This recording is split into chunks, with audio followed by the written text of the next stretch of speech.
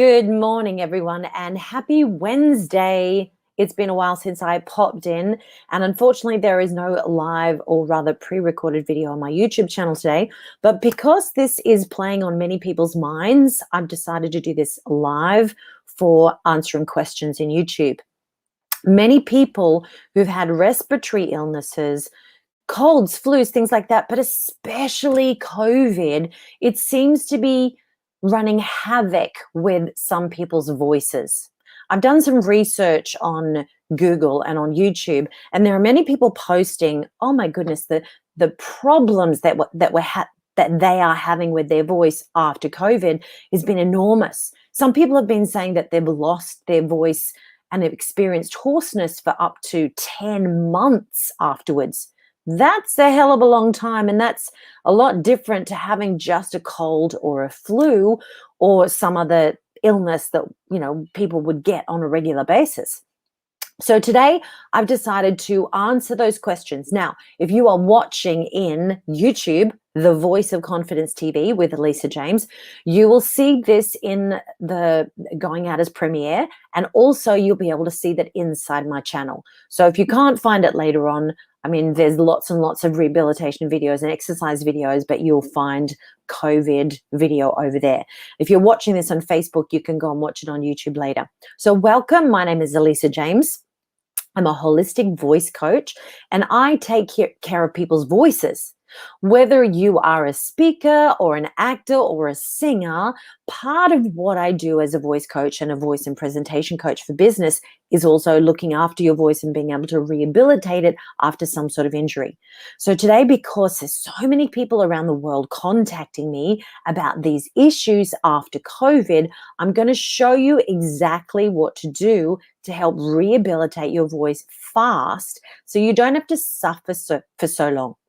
So many people, they think after a few months, it'll just get better. It'll just go back to where it was. But what I'm hearing from a lot of people is that is not happening. Even after 2 or 3 months, they're figuring that their lungs and their vocal folds will just fix themselves. But here's the thing. If you've never trained ever with your voice, and then you have an illness, and then you're just trying to get it back to where it was, well, if it's a little bit more damaged or a little bit behaving in a different way, it's probably not going to get back to where you want it to be unless you get some training. And if you have no idea how your instrument, your body instrument works, then you need to learn that first before you can really expect to fully rehabilitate.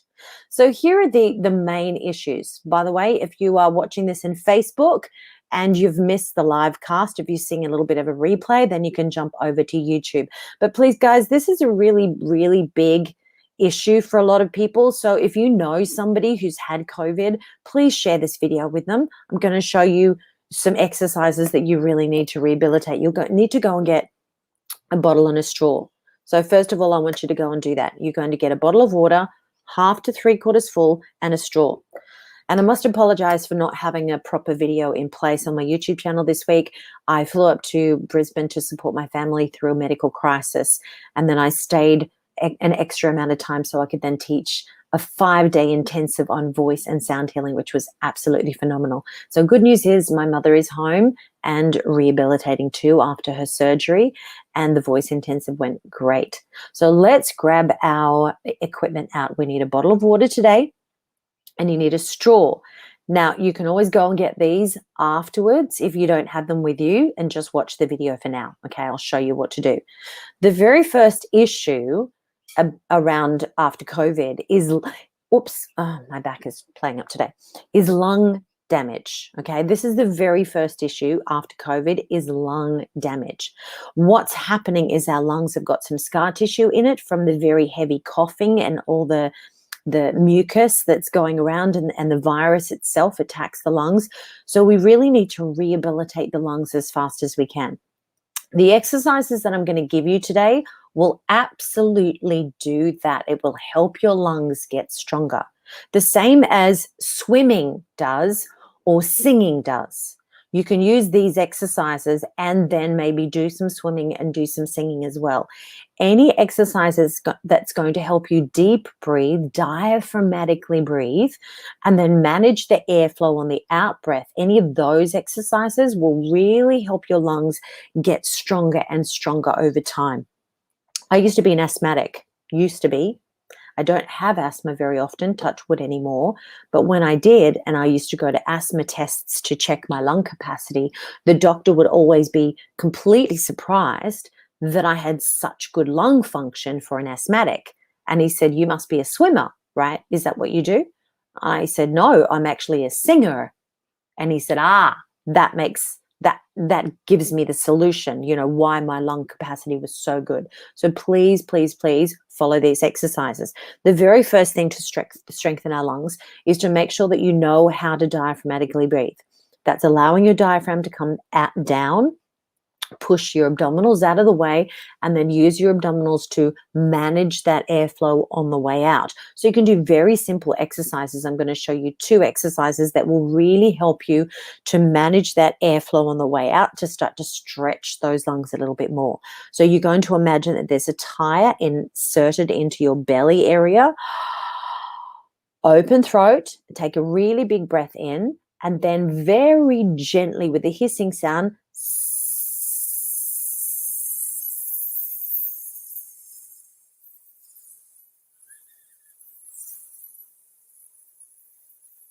manage the airflow on the way out with an S sound. Now you can do this with lots of different other non-voiced sounds. Anything that will help you regulate the air is going to really help. You can do this actually with a straw as well, which I'll show you a few different ways to do that. But you can, when we're using a straw, we're again regulating the air very carefully. So we're not trying to practice, that's not going to help you. I won't go into the reasons why. It's not going to help you. You've got to manage your airflow through a small pipe to really practice and instigate that back pressure and support that helps your voice. You don't have to understand all this. I do this over many, many weeks, but this will give you a real quick fix. Big diaphragmatic breath. Then pulling your tummy in towards the spine, blowing through the straw. Now, the idea is to get to a larger number every single time. So if you're doing this exercise, hissing carefully and managing that airflow, the out breath should last at least for 10, 20, 30 seconds, like super easy. If you're not doing it right, you're letting too much airflow out, you're not creating that back pressure or support, then it's just going to rush out way too fast. Remember, we have to rehabilitate the lungs. You have to do vascular exercises like fast walking, things like that. You will feel quite puffed, maybe for quite a few months, because your lung capacity is compromised. So the very first thing we have to do is really try to rehabilitate those lungs. Steaming is brilliant to help rehabilitate the vocal folds and the lungs and the airways. Steaming with nothing in it, just steam. Breathe it through your mouth so it feels relaxed, and that moist air is coming into just the top of the airway and the top of the lungs. That helps everything relax. And then do these breathing exercises with holding that hiss on the way out. Now, the next thing, we're going to go into the actual super really good exercises in a second. So we'll do that last, just hold tight. The second thing you need to do, of course, is to start raise your immunity again. Probiotics is one of the best things that you can do.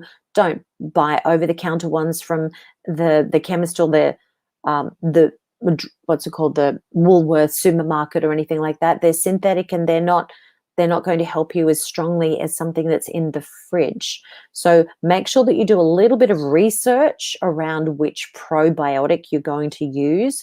But all of us have bacteria in our gut area.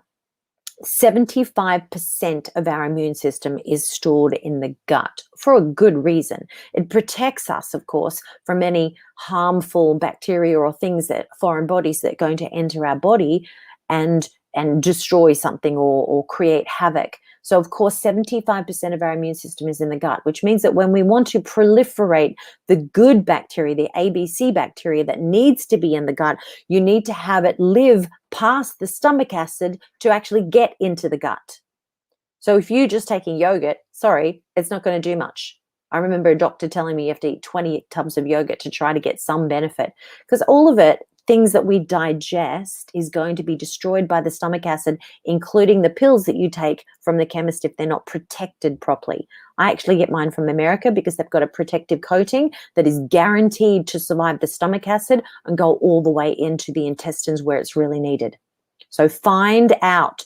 Do some research and find out which is the best probiotic that survives the stomach acid and populates the intestines. That's what you actually need. Okay.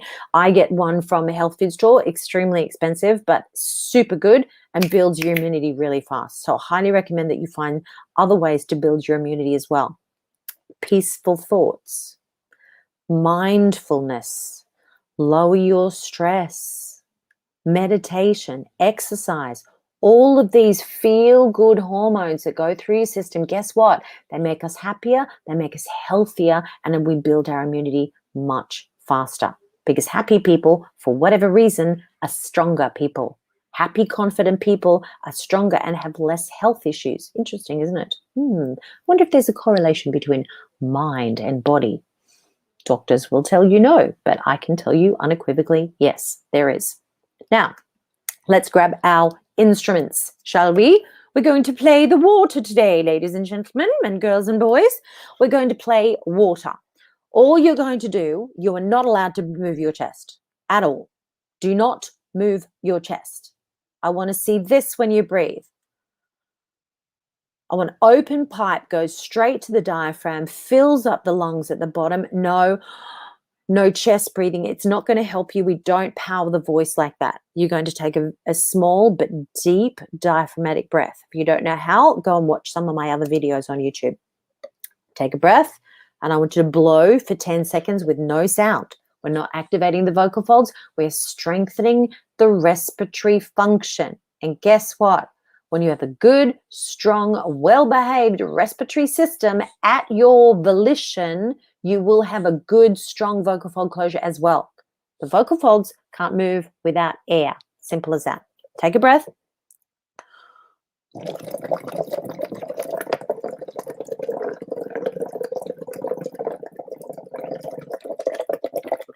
You'll see when I'm doing this, I'm wrapping my lips around the straw.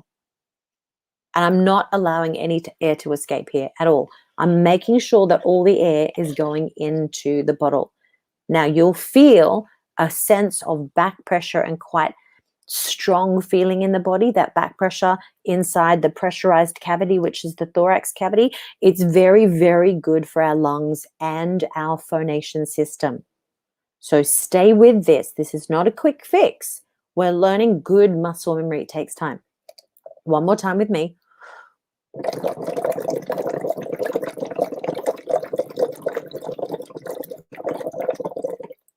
Now, when you can get that to 20 or 30 seconds, you're starting to increase your lung function, which is really great.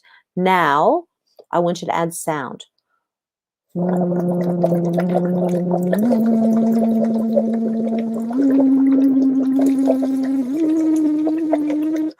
Every single time you add sound, just hold it for about 10 seconds. If you can keep those bubbles going really strongly, you know that you're using your system correctly for sound as well. So then you can raise your pitch to a different pitch, and then raise your pitch to a different pitch, and then raise your pitch to a different pitch. So you can try all sorts of different pitches with this exercise. This straw work will really help your voice, regardless of whether you've been sick or you've had a vocal injury or not. This helps any voice get stronger and more well-behaved, because the bottom line is here. Our lung capacity, our respiratory function drives our phonation system. Without good, strong, controlled respiratory function, all sorts of things happen. We get nervous, we get anxious, we forget our words, our voice goes wobbly, all sorts of things can happen. But especially after COVID, And after viruses and flus, we can be left with very little voice. So please use those to your benefit, and please share this simple exercise video with as many people as you can that you know have had these issues and they can benefit from these exercises. Please pop your name and your comments on underneath this video if you're watching in replay in Find Your Voice Aspiring Speakers Club in Facebook, in my private group, or if you're watching on YouTube, the Voice of Confidence TV with Elisa James. Everything is kept in there. So you'll see this as a replay. If you have any questions around this or you need extra help, I'm happy to do another video for you. Just pop it below in the comments under YouTube and I will see it. So thank you so much for watching. I hope that was very helpful for you. I would love to see if it helped you today, and please try them day in, day out for at least 10, 20 minutes a day. 10 minutes in the morning with your straw work and your breathing and you sing, 10 minutes in the afternoon. If you don't, the muscles are not going to change. So don't complain to me when they don't change. You've got to do the work. Implementation and mindfulness is key. Okay? So get to it and let me know how you go. Let me know in a week or so if it's feeling a little bit stronger. I guarantee it will be. Okay, you guys have a wonderful, wonderful, happy Wednesday. Go and create a beautiful day. See you guys.